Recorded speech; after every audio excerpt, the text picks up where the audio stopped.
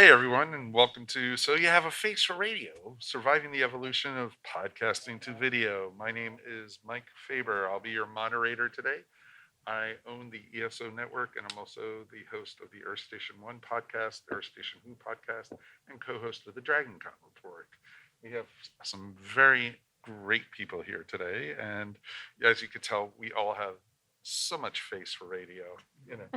And it's gonna, and we all, most of us are either making the transition to video or have already made the transition, and it's going to be very interesting to see what we all went through. And we do interactive panels here, so we want you guys involved. While we're talking, if you want to add to the conversation, please raise your hand and we'll call on you as soon as the person's done talking. Please don't be shy. This is what part of the fun of our tracks here is we're learning not only from us, but we're learning from you guys also, because you guys might be teaching us something that we don't know. Can you hear us in the back and everything? We good? How's that? Any better? Eat the microphone. I will eat the microphone. So this is the Eat the Microphone panel now. All right, let's go from over on my right. Let's start. Hi, I am Kyle Sullivan. I'm a director, assistant director, camera op, general filmmaker in the film industry. I also have a podcast called Wiki Surfer, YouTube channel called Trexpertise, and I don't think my guidance counselor thought I'd make it this far. Hi, my name is Todd Cochrane. I'm the founder of Blueberry Podcasting, but I'm also an actual podcaster. So I have 3 shows: Geek News Central, the New Media Show, and Podcast Insider. And actually been live streaming as well for about 12 years. Hi, my name is Michael Falkner. I am a writer and podcaster from right here in Atlanta. I own and operate Creative Criticality. It's a website where I talk about all things pop culture. I have business cards up here because Creative Criticality is kind of hard to spell. I also have ribbons up here for the DragonCon Theater and Musical Lovers Group. Please come get those if you're interested, because I don't want to take them home.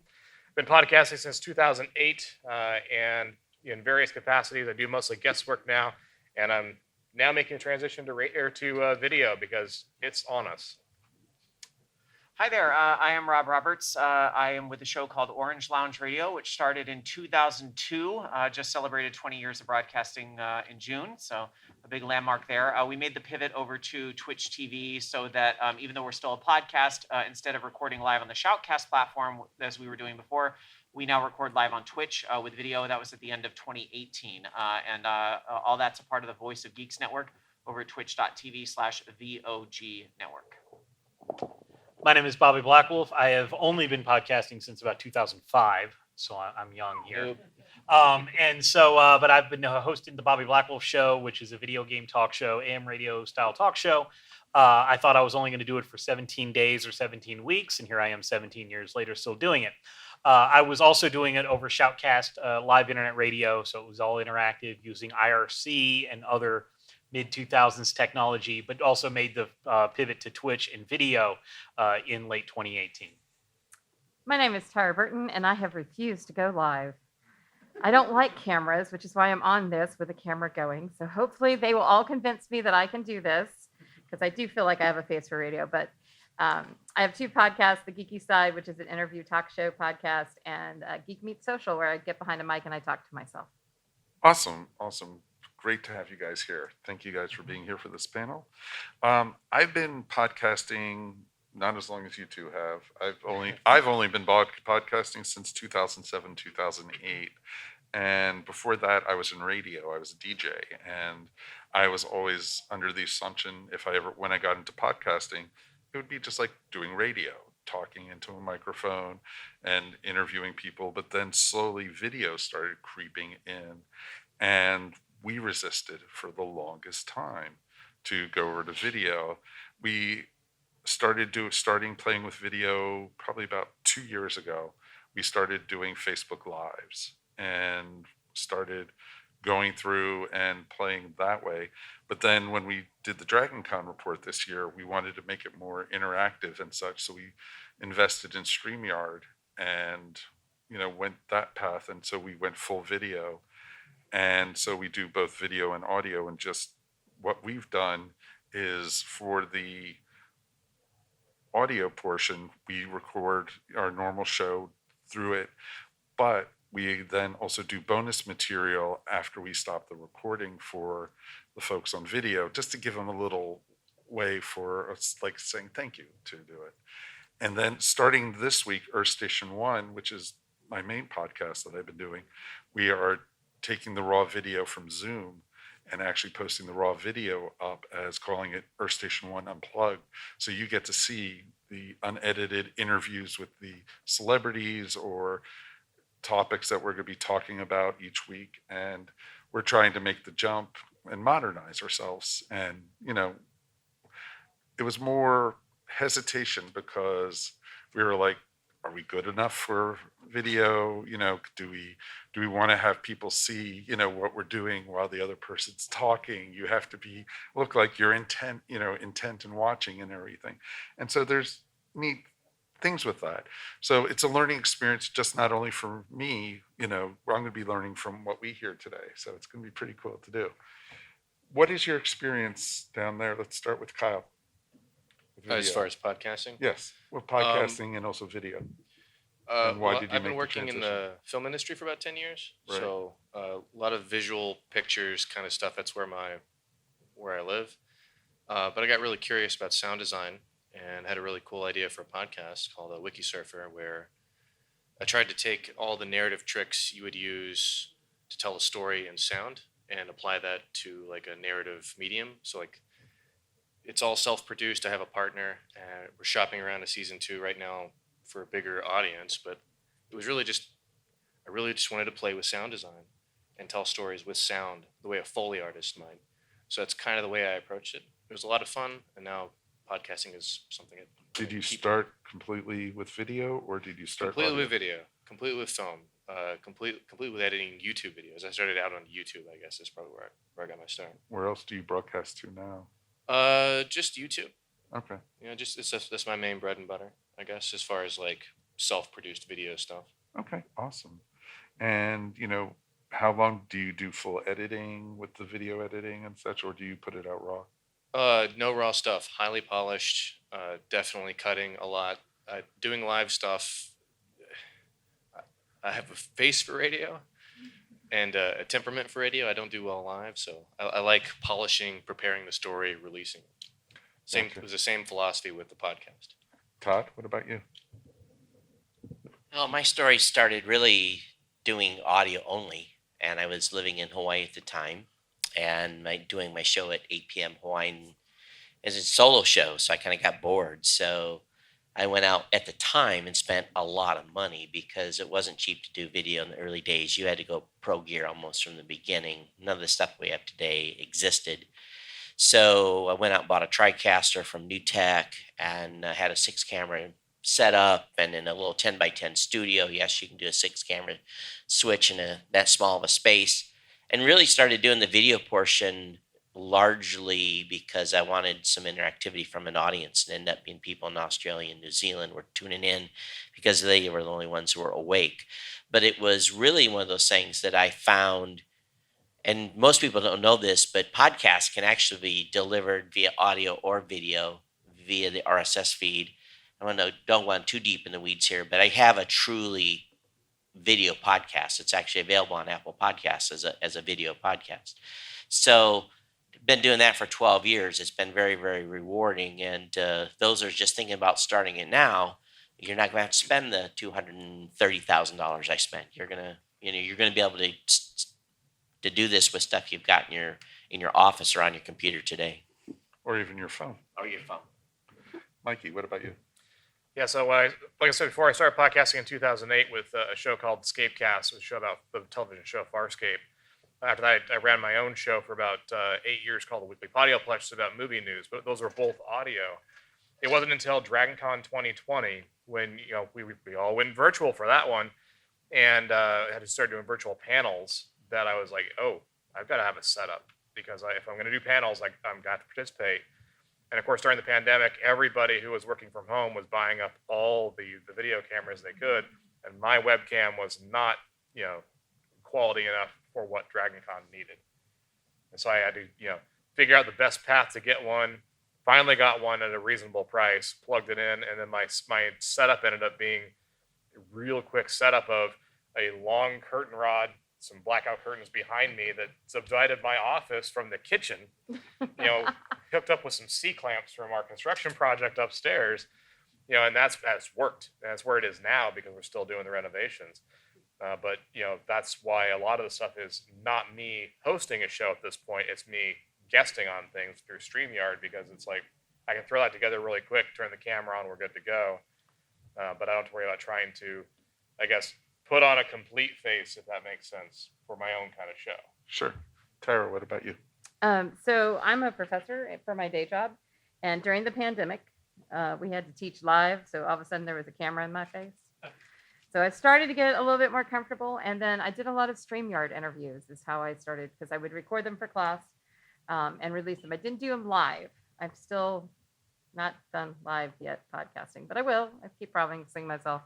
But StreamYard made it so that I felt comfortable and had the home equipment that I could do it and be, it'd be pretty reasonable. But that was kind of my dipping my toe in, knowing that the podcast community was changing, that we really have to have visual, that YouTube is now going after podcasts. They want us there. And so to be able to provide that. So I'm hoping that I'm going to get a lot of good advice today. Awesome. Bobby? Yeah, so I started doing, because I wanted to do live the whole time. So I started it was around the same time as Live 365, and I actually did do a little bit of stuff on Live 365, but it was really there was a protocol called Shoutcast, and that was internet radio. And in fact, if you remember, if you follow esports and you hear people say, "Oh, we're shoutcasting," it's because they were narrating esports matches in the 2000s over Shoutcast. And it wasn't broadcasting, it was shoutcasting. I thought it was because they were just shouting to shout over the gunfire, but no, it was because of the shoutcast protocol. So, but I wanted the interaction, and I was already on kind of in a community that was used to that type of interaction. And so we had an IRC chat room, and I used Skype, and I had like a toll-free number that went into Skype so people could call in, just like an AM radio talk show, but about video games, which there weren't that many of in 2005. And so that's where I started with the audio podcast, and I resisted going to video for a long time. I did a side project in 2009 on Ustream. And so Ustream, and there was like Ustream and Justin.tv. Justin.tv became Twitch, but it was Justin live streaming his life, and he made a website about it. But I did something on Ustream where I took 3 cameras and like some cheap webcam software, and I went to a computer center, a LAN center basically, and set up on their stage and let people play new release games. And it was on Friday nights. And I also had the call-in aspect, and it was a 3-hour podcast, but it was also streamed on Ustream. And I was told in 2009 that it was the stupidest idea ever, because nobody's going to spend their Friday nights watching someone else play a video game. And I got told this multiple times. And then I initially started with actually 2 cameras. I bought a 3rd camera, which was like a remote control webcam I could use and feed into, that showed the face of the player playing. And I should put that in the bottom left-hand corner of the screen. And they're like, wait a minute, Bobby. So A, you think people are going to want to watch people play video games, and you think it's a good idea to cover up a piece of the video game with the face of the person playing. I got kicked out of the places that I was doing it, and nobody watched, and we wound up ending that experiment 2 years later as a failure. And then Amazon bought Twitch for like $4 billion or something like 3 years later. But because of that, I was resistant of video and going there because I already did it and I tried and I failed. But then we realized around 2017, 2018, nobody will listen to, there was no discoverability with Shoutcast Internet Radio anymore. TuneIn app was the only app that really worked with it, but there was no discoverability there. You had to know we already existed. And so we're like, we finally should do Twitch. And we moved in December of 2018 to doing video. So now you're sitting there watching me speak into a microphone instead of just listening to me. And it was probably the best decision we could have made. Awesome. Rob? My trajectory was very similar to Bobby's, which is, how we ended up as business partners. I was on the Live 365 platform with our show. We went to a network for a little while called All Games, and then, this whole time with VOG Network, we were Shoutcast, as Bobby was talking about. And it really was, towards the end in 2016 when we finally decided we needed to start thinking about a transition to Twitch. It was that it was impossible to tell people how to listen to our show. It was, well, you can go to the website and click play on a player, or, but how do you do it on your phone? Well, if you download an app called TuneIn, it just got too hard to tell people how to actually tune in. The technology had kind of surpassed where we were at. So it really forced us to reevaluate the video approach and actually using Twitch, not because we wanted to do video necessarily, but because we wanted an easier way to distribute the show. And I think that did really work out. We had actually experimented with Twitch, not in the same way Bobby did, but around 2008, I would say 2009, we actually had a camera. It wasn't a $30,000 setup. It was a $400 camera that we had that was just in the garage picking us up as we were doing the show. I thought it was terrible from a creative standpoint. I did not know what it enhanced, because it would get the ambient audio because it wasn't plugged in everything else. And it didn't add any value to the show, in my opinion. It was actually distracting from where I wanted people to be, which was on the Shoutcast feed. So it actually kind of put me off the video idea for a few years, because I was like, we're Orange Lounge Radio, and the thing I know that's going to happen is that, if we go to video, it's going to be like, oh, well, look at this, everybody, look at this. And it's going to take away from what the podcast is. So that did take a little time to, sit everybody down and say, okay, we're going to do this, but we have to remember, we don't want to alienate our podcast listeners by saying, look at this, although there's still some. And for reference, if anybody's watching this later and it's audio only, he was holding up a Diet Coke bottle and shaking it. It's what I had in front of me. But he's not going to open it now. No, he's not going to. Dare me. I dare you. That way. Point it towards that way.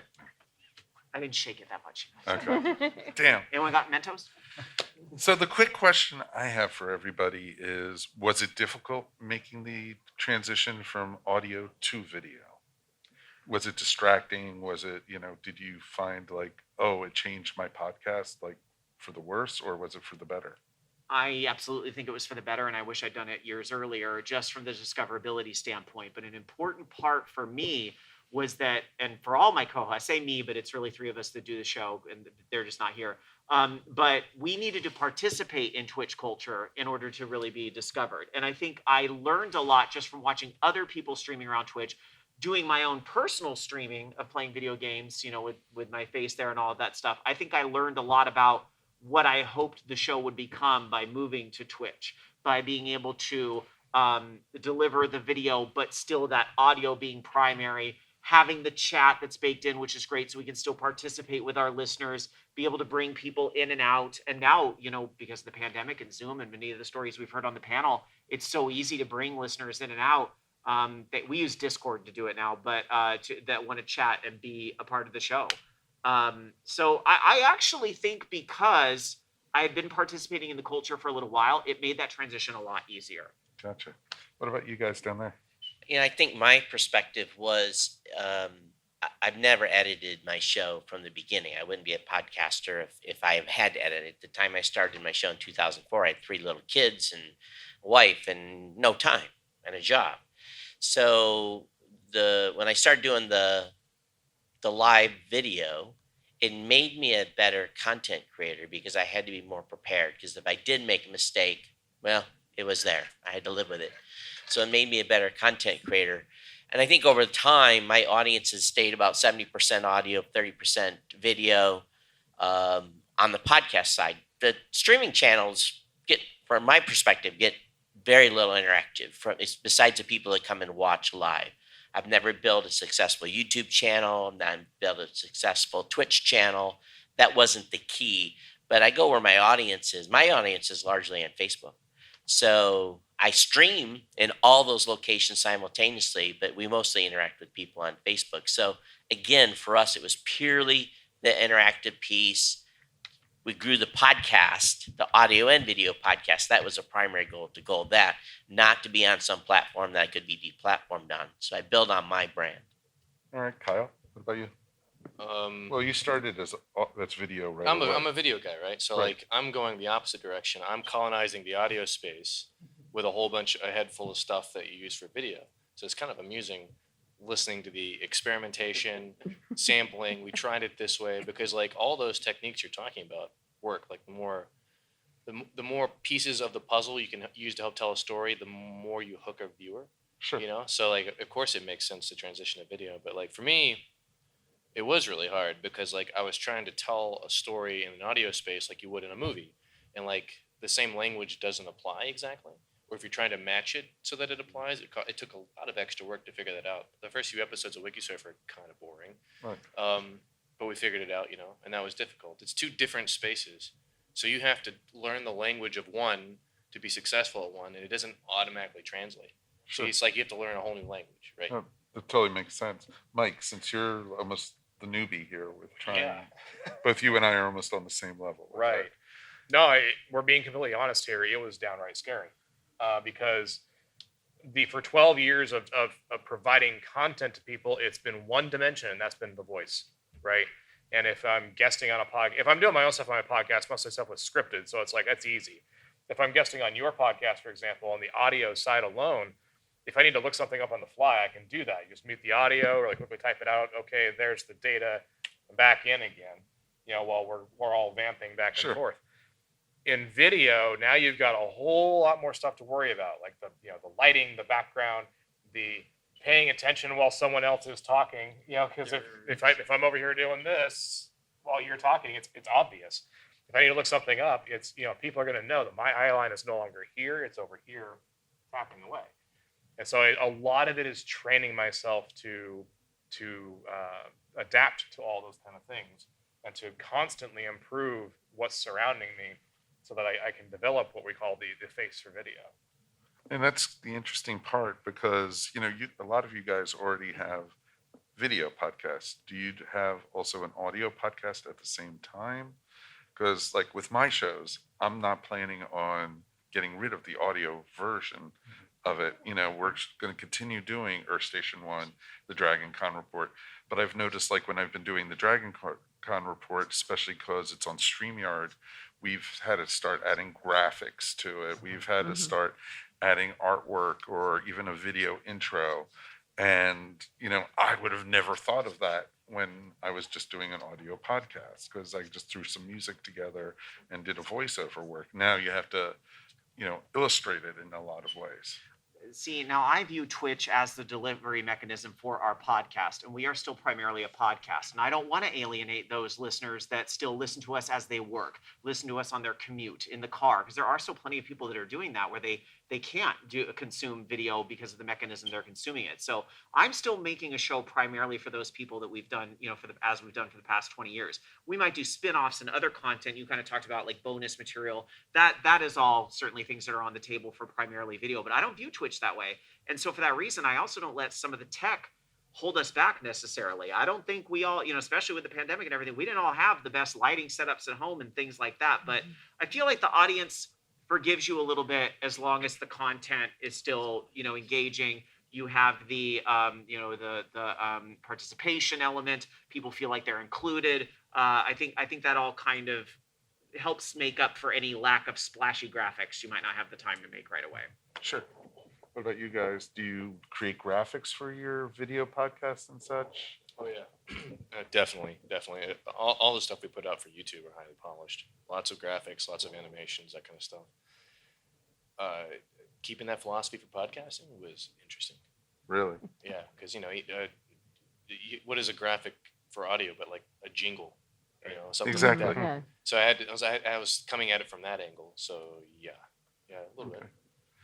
What about anybody in the audience? Do you guys have any thoughts on, going between video and Well- audio? I'll add on the video portion. Everyone's doing lower thirds, and they're throwing some graphics up, and maybe your logo. What I really found was, if I do a tech show on news show, so there's a lot of websites I'm on, so I just bring the website up in another window. So I have my face, and I have the website up in another window, and you got to be careful because if you're scrolling on that website, it scrolls on the page, so you have to pay attention with that.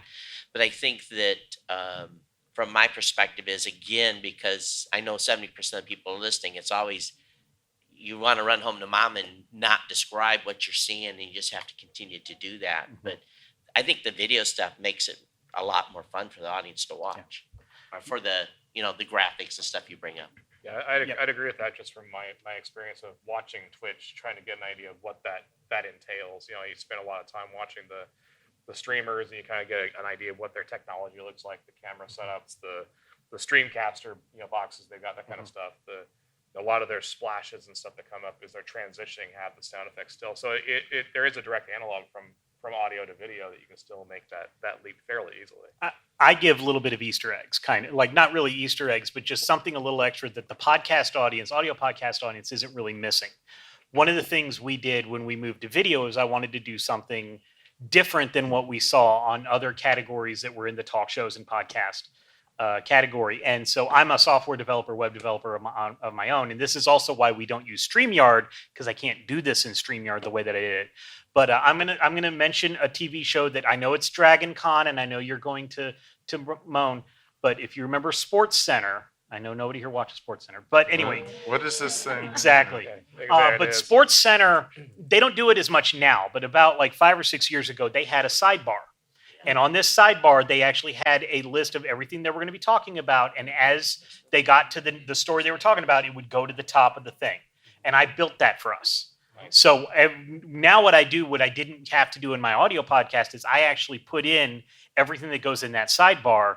And it's basically just on the left side of the screen. So if somebody's tuning into Twitch and maybe looking at our thumbnail when they see it, and they can see what's on the left side, and if there's a topic that's on there they may want to click on or see, then they'll click on, and then I've got a little button on my Stream Deck that just advances that ticker. So that's the kind of graphics that we do, but it doesn't really affect the audio podcast at all, but it does make me think about how I'm going to structure everything beforehand. It's effectively live show notes. Yeah. Remember when there was that streamer that was also in talk show and podcast that had done the same thing in MS Paint? Like, what Yes. a compliment, right? Yeah. Somebody actually ripped it off and just had it on the side on MS Paint. We're like, that's awesome. That's awesome. Yeah. Tyra, you've been a little quiet. What about you trying to learn how to do video and such? So yeah, I can delay anything just because I need to know more information. I don't know if y'all do that. It's like, oh, I need to know all of that. I need to know what to do. So I actually love doing splash stuff. That to me is always the fun. And even in podcasting, one of my favorite things is intro, outros, and music interludes. And I love that. So that's the part that I'm really looking forward to and that I do on the ones I have. But one of the things that's encouraging me to use video is actually my experience doing an audio podcast. I had a co-host that would not get on camera with me. So we would record our shows with me not being able to see him. And it hurt so much. It really affected the quality of the podcast, not being able to see his face, even though that video was never going to be used. So much so that I just couldn't go forward. And once I started podcasting with your group and some guest podcasting and getting on and doing video with my students, I realized that seeing somebody makes a huge difference. And it adds that level of complexity. And so that's really, for me, the driving thing is that there's so many cues that you pick up on. And so what I'm trying to do now is manage my expectations, know what I'm capable of, and just say, just turn on the camera and go. And And let's that's try it. one of the things I loved when I switched over to Zoom from Skype. We were able to see each other. Yes. And we were able then not to be able to have to talk over each other. When somebody, a lot of times, they have the body language like, I want to say something or something. And it made it a lot easier.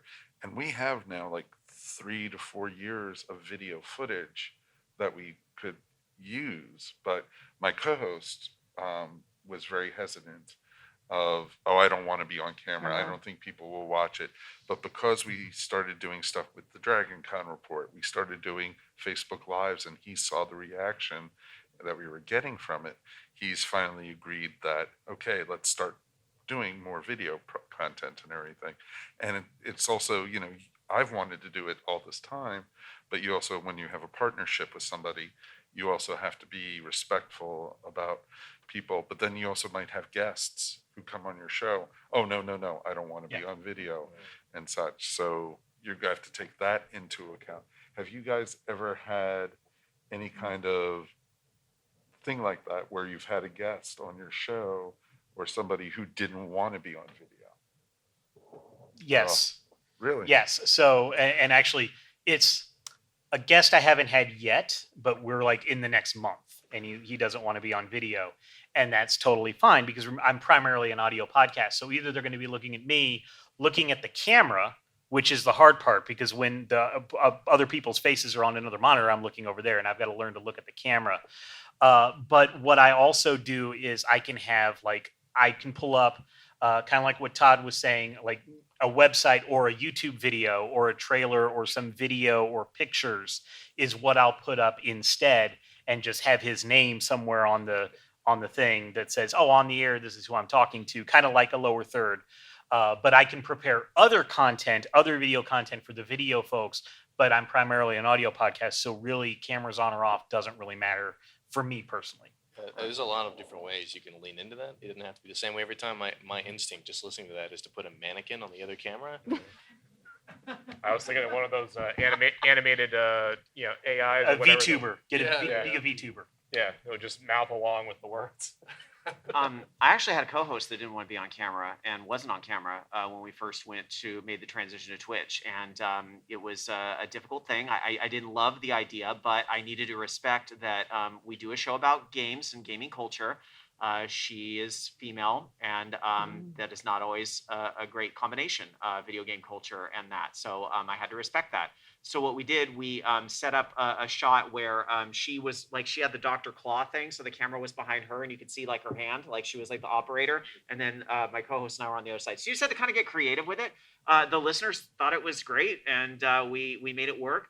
Since the pandemic, that's changed, and she's now on camera. And I think because she's done more of her own streaming on Twitch and everything, that's changed, and it's been a very warm reception, which is great. And we've also seen more women that are getting more spotlights on Twitch and so forth, which is great.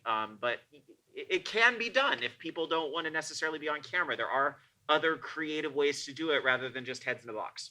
And I want to just fill in a gap for this. You're talking about something that happened before 2020. Before then, y'all were all in the same room. Oh, yes. Thank you. Yeah, we were all in the same room for my. many, many years before 2020. Yeah. Okay. We had a comment in the back. Yeah, I just wanted to, talking about audio to video, I just wanted to share my experience. Sure. Yeah. I started my podcast really for my own business purposes. I'm a self-employed graphic designer, I do sports marketing. And I started an audio podcast that I was working with GarageBand. Pandemic hits, everybody started choosing Zoom, and podcasters gravitated towards YouTube. So I thought, all right, I need to get my podcast on YouTube. And the thing that I wanted to point out was, for me, the biggest switch was I was putting my audio podcast together in GarageBand. Mhm. That was free and available. Right. And then I started doing it in iMovie, and then I spent the time in the learning curve to figure out how to do it in Premiere Pro. My point is that all those audio cues that I figured out for the audio podcast, I had to figure out the graphics that would be sitting there while those audio podcasts happen, assemble the whole thing in Premiere Pro, and then I spit both the video and the audio out from Premiere Pro. Sure. It was figuring out how to switch up the tools and figure out a different workflow. Now, because I do know like there are audio podcasts that go up onto YouTube and they just have their logo up there, or sometimes they put up, depending on the topic, they then change to the topic, a graphic representing it and such. So you don't have to have a video camera on somebody. You can actually still do an audio podcast, but then take the time to add to the MP3 with, graphics and such too. Can I just say Premiere Pro scares me? That's one of those mountain hurdles of trying Well, to figure out. It's the same thing with Adobe Audition sometimes. Yeah. With YouTube though, Believe me. does that still wreak havoc with your standing with the algorithm if you just have a static image? Because I know that used to be the case where you It you did. put audio up there, you have just basically a slideshow, and YouTube's like, no, you're not video enough, then kick you down the list. They will remove you? Wow.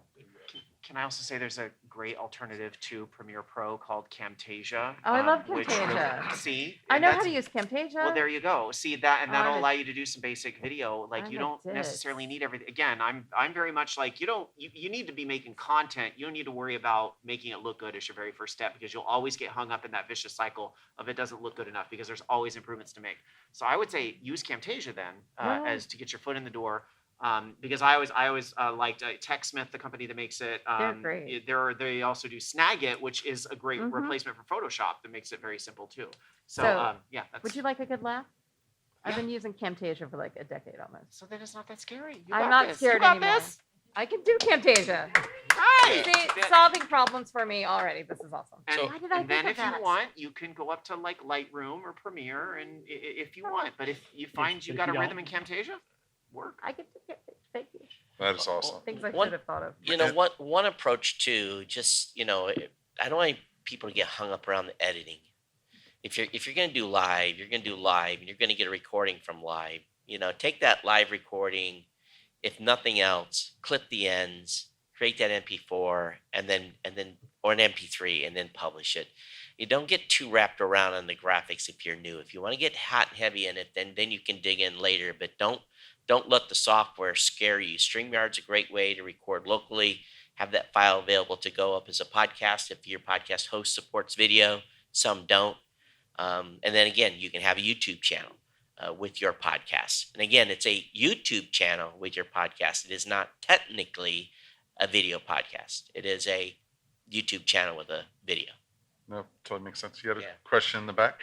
I was actually just gonna bounce off of your comment about how doing an audio and just having your logo up there. I've actually or managed a show where we actually had during crime COVID where everybody was trying to stay in their house. We actually had people meet certain parameters for videotaping themselves and gave the raw video and audio and just the pure audio. And we had a guy do the editing for it, and he was able to bring them forward when their characters were speaking, which I think personally brought a lot more life to our production that we did for that, because you can just see whether you can see or not. I love as a floor manager watching the the facial reactions that sometimes go into making the voices that people do, Sure, That's sure. cool. like Yeah. the raw reactions and stuff like that. Oh yeah, I love Yeah. watching like the making of animated cartoons and such, and seeing the voice actors, how they distort their faces or get into character. It's pretty darn awesome and such. That's cool, sir. This is more for Kyle, because you're kind of you did or are doing the reverse of what my project is doing. So I have an RPG podcast that started in 2018, kind of similar, like was inspired by Adventure Zone and Sexy My Cowboys. But we've been doing that for 4 years now, and in that time, Twitch has completely blown up. And at first, we were kind of like haters on folks like Critical Role and stuff, and we're like, they don't edit any other stuff, because we do a lot of post production and add sound effects, and we try to make it an immersive, like the old radio shows my grandfather kind of raised me on. So taking that and wanting to bring it to video, do you think that there are videographers that would be interested in taking that on and making like almost like because what we do in podcast format is a blend of actual play and audio drama, and trying to bring that same production into video where it is storytelling, it is us chilling around the table, but it's also immersive and trying to figure out if using animation or continuing to use sound effects, but in that MP4 format. Yeah, 100%. There are people who are filmmakers, who are videographers, who would love to play in this space. The neat thing about this particular space, about podcasting into video format, is that it hasn't really been done like this before. So everyone's trying to figure out what to do. How do you represent this? Do you put two guys in a radio booth and give them headphones and like they're on the radio? Or do you animate it? Like there was a podcast that got a nice little animation treatment that popped up on Netflix not long ago. It was beautiful animation. It had almost nothing to do with the topic, really. It was just a way for someone to play. So like, yeah, there's somebody out there who wants to play jazz with the format, and I promise. Yeah, there's no rules. I promise. Make everybody as a VTuber. And that's and that's one of the cool things about where we're at right now. There are no rules. There's no set standards. Experiment, have fun with it, and you might be setting the standards for it. You never know. And other people might be copying what you do. Like what Bobby said, he copied, Sports Center. Mhm. And, just have fun, experiment. Worst thing that can happen is you say, it didn't work, go do something else. And that's the great thing. I say that with podcasting. We can now do this with video also. And you're making it your own. And that's what it's all about. Okay, that's hilarious to me. If it doesn't work, just keep going because from 2008, 2009, I started out with a blog version, so I was typing, and I went, I do not have time for this. I was like, you know what? I can say it faster. I'll record. So I did the YouTube version. I was editing. I spent all my time editing. And I went, no, this is not helping matters. So then I went to podcast with audio only. Still wasn't perfect because it wasn't the best mic, and I was doing the best I could. For my birthday this year, I said, you know what? I've got some things I want to get out. I'm going to go the other route. I'm going to go video with TikTok. And so my birthday's in July. I've already got almost 1,000 followers just from messing around with various stuff. And I'm like, ooh, maybe I can take all that stuff I was trying to do in the past, get up the nerve to get in front of the camera more, Yes.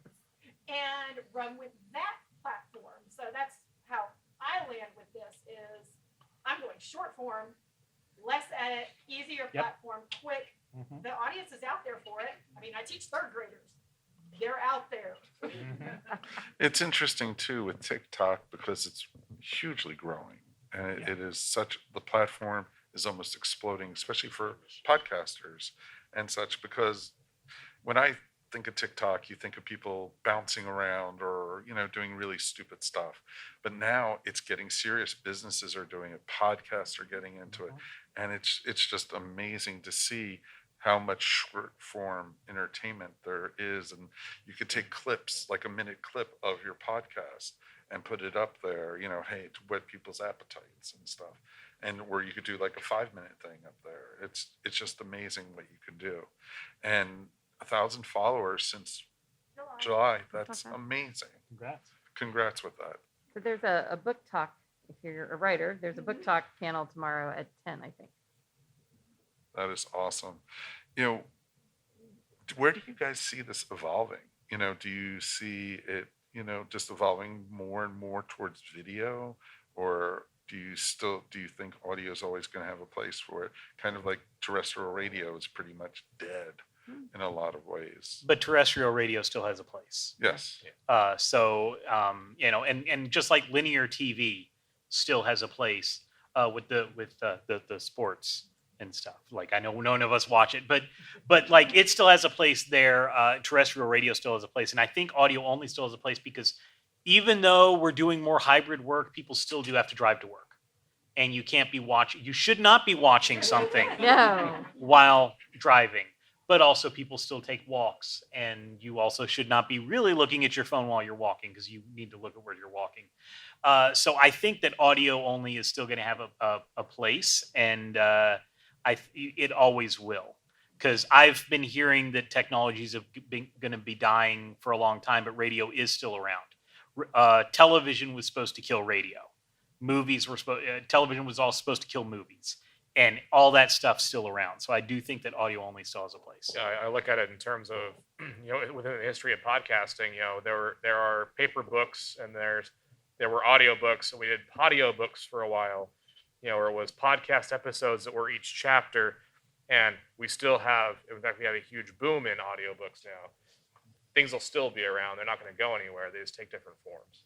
There's a new initiative by probably 8 or 9 podcasting companies that are working with a group that's introducing what's called the Podcast 2.0 spec.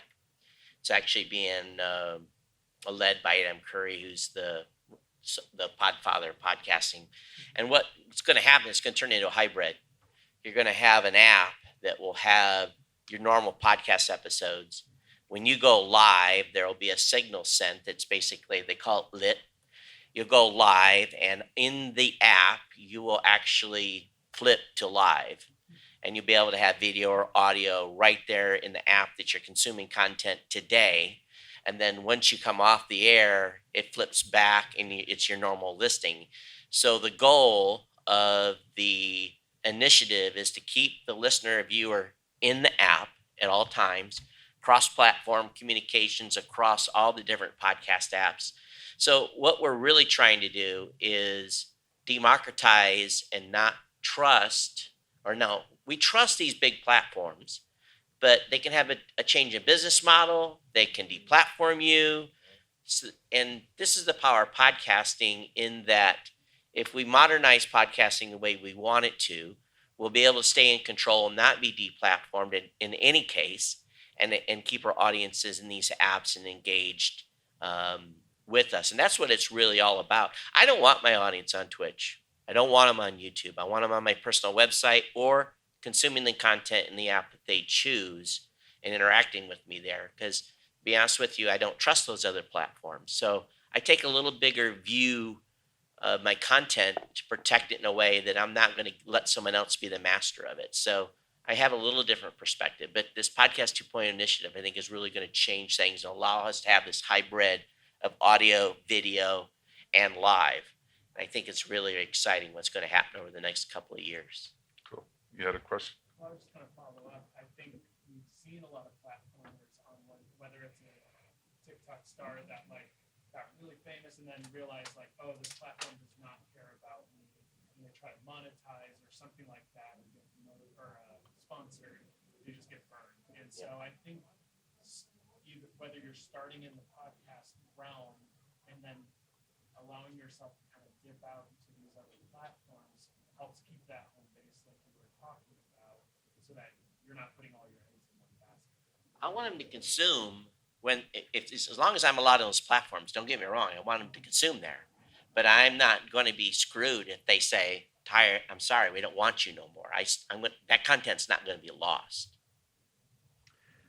And Todd, we've done enough panels over the years. You know, I have a different viewpoint on this than you, and there's no right or wrong answer, I don't think. And it's really about what works for your brand. And, you know, as somebody who does a gaming-based show, there's a lot that Twitch does for me in regards to bringing the audience, especially when participating with the community and discoverability and so forth. But you know, to Todd's credit, always be thinking about, you know, what happens if the button gets pushed and Twitch, or, you know, Twitch makes a horrible decision. This is what I see that I extremely disagree with, and I'm not comfortable being on that platform anymore. What's the exit strategy? Thankfully, I know that platform does allow me to download videos, and I also do backups of all the videos as I send them out in OBS. I read through that Twitch agreement, and I know after 24 hours, I can do whatever I want with those videos. So, you know, educate yourself on what those options are. But again, you know, and respectfully, Todd, you know, it's about what works for you, right? And so there's no right. I'm not right. He's not right. It's whatever every works for you. person is different. No rules. No rules. Yeah. But I am right though. But I would just say for me, You know, the other side of that is that podcasting is so ubiquitous that everybody's got a podcast. When HBO launches a new show, they have a companion podcast. And celebrities start a podcast just because they're in the public eye. That in some respects, you know, small personal shows aside, your individual space aside, like it's like whack-a-mole. If a platform deplatforms you, you can still do something. You can still get the content out there. And because of that, because of the cultural ubiquity of it, like the video aspect of it, it's going to become its own kind of cultural touchstone. Once the video portion of podcasting is figured out, it'll become its own cinematic language, if you will, so that other mediums that want to pretend to be a podcast will simply touch those video elements and they're a video podcast. Oh, very much so. And that's being figured out right now. I'd like to just posit this thought to anyone who wants to play in the video realm. Has anyone live VR'd a podcast conversation before? That'd be kind of fun. Like, that was what do you mean? actually VR. like virtual reality. Yes, like strapped I've down actually, headsets. yeah, because I was in the VR space for a while. Like, I didn't do my podcast in the VR space, but I was very early on the VR. I think they were talking about trends earlier in the previous panel, but I got like the Oculus Rift immediately when the first dev kit. So I was very early on. So I was one of the few podcasters talking about VR. There were VR podcasts that came about that did all of their interviews inside VR. And so I did that a couple times, and they would actually like record it with a second, like one person would be the cameraman recording their screen, and they would do it. So I have done that, and I know VR Chat and AltSpace VR do have the ability to bring in like a YouTube feed or a Twitch feed, and so you could even have your audience in VR with their avatars. Well, yeah, That's crazy. YouTube already has a VR channel in, on the Oculus. Yeah.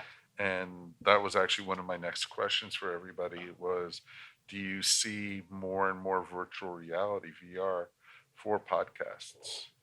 I know the Roddenberry Network was playing with that at one point because they have a huge fan base for a lot of stuff like Mission Log, and they are bringing people together into a VR gaming space and having hangouts. Well, the next logical step to that is, okay, we're here.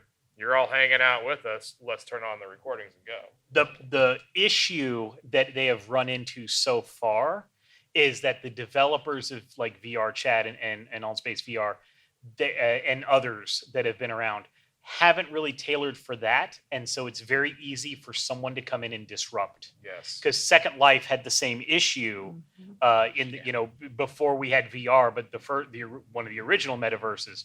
It's easy for one person to just come in and disrupt everything, and that's kind of scared a lot of podcast creators away for right now. Once someone caters to that, once a VR developer caters to that, I think we could see that more. I think it really matters who your target market is. If your target market is not going to be on virtual reality and is not going to be interested in the metaverse, then you don't need to be there. If they're not going to be the early adopters, now you're a gamer, probably early adopters are part of his target market. If your target market doesn't fit that, don't start worrying about it yet. You've got some time to figure that out. But if you're in one of your groups, then you've got to figure that out now. We had one of those this is a stupid thing to do moment too. In Second Life, we built a space and we had 4 people that were on a show, and you could tie a shoutcast channel to a Second Life space. And we were basically doing a show in Second Life in a space that we were live streaming the space with the shoutcast stream. And people said it was the dumbest thing ever, but it was our first attempt at trying to do something weird, and it was fun. We geeked out on it, but there was no rules. You just do what you want to do. I have a super hot take on this. So I don't think that VR, like with headsets and everything, I don't think that is going to be the next big thing, because I think you're kind of skipping a step. And I think what needs to happen now is where the podcasts and broadcasting really proves themselves. I think it's not Second Life now. It's Fortnite. And related platforms, not exclusively Fortnite, but I think now as you're starting to see more art forms like an Ariana Grande concert happening in Fortnite, many people don't associate that sort of thing with Fortnite, but that is coming, and that is what Fortnite and competitors, things like it, want to become. And I think podcasting moves into that space, and broadcasting, so forth, that type of metaverse, if you want to call it that, although I can't stand, but anyway, before we talk about fully immersive VR. Plus 10 points to any podcast. Get the Minecraft first. Yeah. Hey. So my co-host does Minecraft videos, so shout out to Loki on YouTube. But now I want to see an Ariana Grande concert in Minecraft. Yes. Actually, I'll say this: the Fortnite thing, a lot of people, I think, they see the clickbait headline about it, but I actually went and I did it because I was super curious and I felt like I was doing a responsibility for my show, and she's fierce. But I actually did it, and I was like, this is like an interactive music video. This is a new art form, and I cannot believe I'm saying this about Fortnite, but I think there is something there. Yeah. And Epic is buying up companies to be able to do more of that. Interesting. We've only got about 5 more minutes, so this actually flew by a lot quicker than I actually thought it was. All the way in the back. Yeah, I was with him earlier today, and I don't have a podcast, but I've been streaming on YouTube for my work channel for the last 3 years, and I want to transfer that into a podcast. So now that you guys know audio really well, and you're getting your handle on the video, how would you suggest reverse engineering that and going into video all time? Now, first of all, you can have a video podcast with that current content on YouTube if you want. It can actually be a podcast. So, but converting it to audio, and if it's especially dealing with art, you got to have a transition there to be able to describe that. What if it is like interviews and Oh, with other artists, you talk about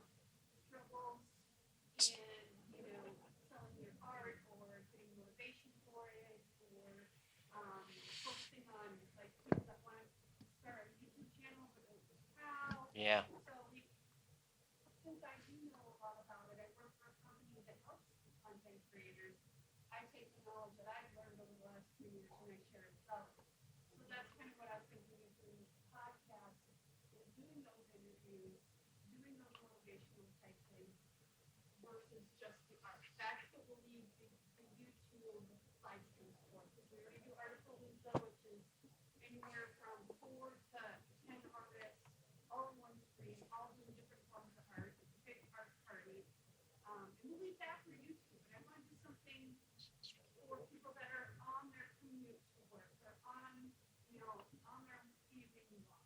That they can listen to and hopefully learn something. If you're talking about leveraging the same content for that, like from a technological perspective, it's super easy. You may not even know, but Adobe Audition and a lot of sound programs will open movies, and you can just edit the waveform from the movie right there. So Yeah. if that's what you want, and you just want to take the crop it and publish it trick, that's certainly available to you. If you want to do different content, there's no rule that you can't record it like you're doing video and then take your video and put it in Audition or whatever it is. The show that we do, I actually take the raw video file, put it in Audition, and that's how I create the podcast. Or even simpler, there's a little add-on to internet, I think it's actually Firefox, that you can add on and you can actually download the audio from a video, and it does it in MP3 format, and right there you have your podcast. Oh, wow. She's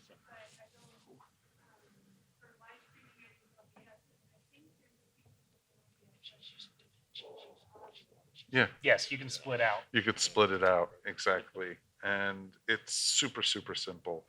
And I know like programs like StreamYard, Zoom, items like that, as you're recording, you could also then download the MP3 version of it. And so you'll have both right there for you. And you also have to keep a keen eye out or keen ear out, I guess, for if there was something in the video interview where you would have pointed to a exhibit or something and said, like this piece of artwork, and you show it, that's not going to translate to audio. Unless you're using podcast chapters, which again is part of podcast 2.0, that it can actually show up as an audio plays back. Exactly. And then, people like with my podcast, I do timestamps. And so so people could look at the show credits. Oh, at 2 minutes and 35 seconds, that's where they start the interview with Rob Paulson. At 20 minutes in, then they talk about the Sandman. They could do it that way, and there's so many different ways you could do it with that, and it's gonna get even better as the technology improves. So I definitely think we got about 2 minutes left. So I think any final questions from the audience or anything or any comments? Okay.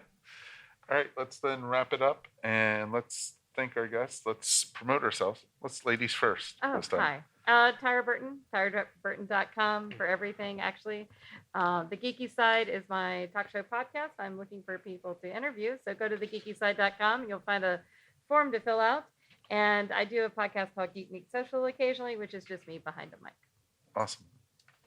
Bobby Blackwolf. I am at Bobby Blackwolf on Twitter. I also have a personal Twitch account, but I am on the Voice of Geeks Network. So VOG Network, that is us on Twitch. We're also at vognetwork.com. And I host the Bobby Blackwolf Show. It's live every Sunday night, 8 p.m. Eastern, 5 p.m. Pacific for about an hour over on that Twitch channel. But then I take the audio and I do edit it because I'm alone and sometimes I pause for longer than 10 seconds. So I edit out all the long pauses as an audio podcast. Rob Roberts from Orange Lounge Radio. Ditto to everything he said about the Voice of Geeks Network, VOG Network. And you can find me on Instagram and Twitter. I love Twitter at Mr. Rob Roberts, Mr. Rob Roberts. Michael Falkner from Creative Criticality. That's at creativecriticality.net. Business cards are up here. I'm Todd at blueberry.com, blueberry without the E's because we couldn't afford the E's. I'm at Geek News everywhere. If you want to learn about podcasting, I do a show called The New Media Show, which we say you can get a PhD in podcasting if you listen long enough. That's at newmediashow.com. I co-host that with a competitor from Libsyn. And geeknewscentral.com. So again, you can find me just searching for my name on Google as well. Kyle Sullivan. I'm one half of Screen Door Pictures. We make movies. One half of WikiSurfer, a podcast about falling down the rabbit hole of Wikipedia. And one half of Trexpertise.com if you like Star Trek and science fiction. Awesome. Thank you guys so much for being here. My name is Mike Faber, ESO Network, Earth Station 1, Earth Station Who, and we got ribbons up here if anyone's interested. And definitely listen to us. We are here to give advice any one of us will be glad to talk to you guys. Thank you so much for joining us. If you get a chance, please leave us a 5-star review. That way we can come back next year. Thank you, guys.